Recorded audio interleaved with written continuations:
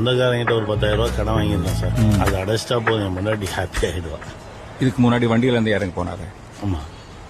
அவருக்கு கடன் மட்டுமே 2 கோடி. 2 கோடியா? எல்லாம் பார்க்கதாயா இந்த ஈசிஆர் வில்லா காரு கோட்டு சுட்டலாம். உள்ள எல்லாம் கடன் தான். நீ சொன்னால நீயே போயிட்டுன்னா அவன் மனைவி தள்ளு வண்டி வச்சு பொழைச்சுப்பான்னு.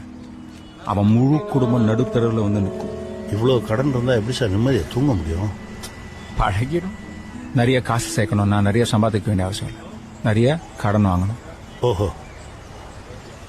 நம்மளையெல்லாம் நம்பி யார் சார் கடன் தருவோம்? ஸ்வீட்டு கார டிஃபன் 200 ரூபாய் தாண்டாதவங்களுக்கு 2000 ரூபாய் கடன் யார் கொடுப்பாங்க சார்? எதுக்கு சார் இவ்வளவு பணம்?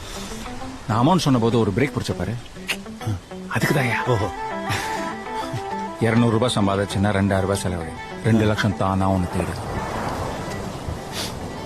இந்த பாரு, பணக்காரன் ஆகிறதுக்கு முன்னாடி முதல்ல பணக்காரனா வாழ கத்துக்க.